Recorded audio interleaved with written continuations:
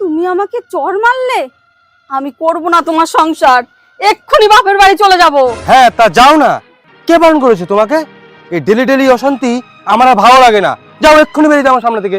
হ্যাঁ যাচ্ছি, তুমি বললেও যাব আর না বললেও যাব।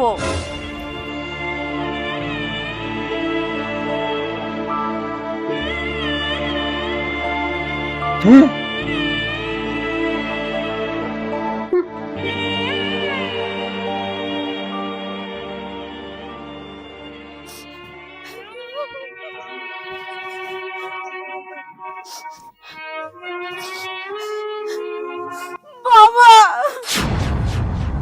আরে মা, কি হয়েছে? কাঁদছিস কেন? বাবা, আমি আর ওর সাথে সংসার করব না।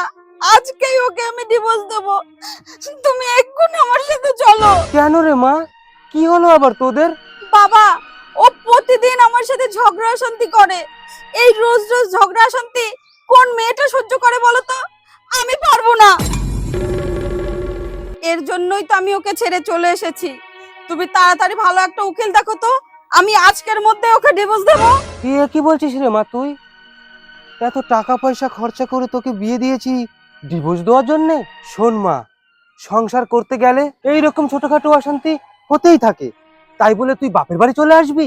একটা কথা কি জানিস মা, বিয়ের পর মেয়েদের শ্বশুর বাড়িতে গিয়ে অনেক কিছু মানিয়ে নিতে হয়।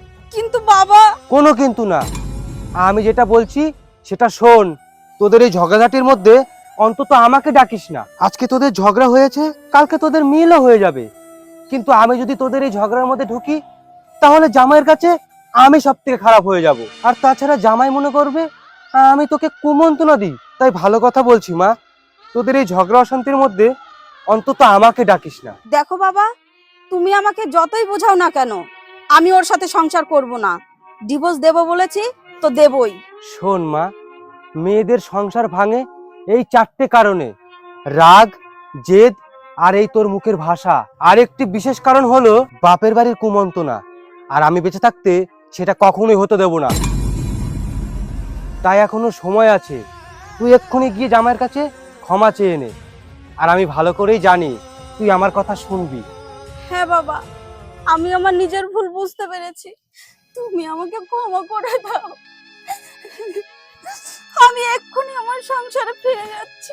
হ্যাঁ মা, তুই নিজের ভুল তোর বুঝতে পেরেছিস, এতেই আমি অনেক খুশি। যা ফিরে যা, এতেই তোর ভালো হবে।